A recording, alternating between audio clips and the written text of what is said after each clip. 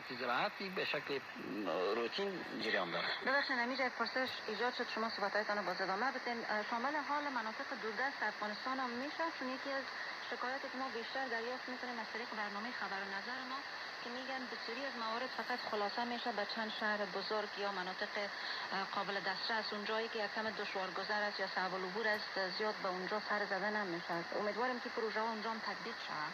بله با تغییراتی که در امارات اسلامی آمد یک فرصت بسیار مناسبی را به سطح ولسوالی‌های ما برای ما داده که خوشبختانه او ولسوالی‌هایی که از تعدادش مثلا 360 بود یا 365 سابق بود ولی از 400 هم بلند شده.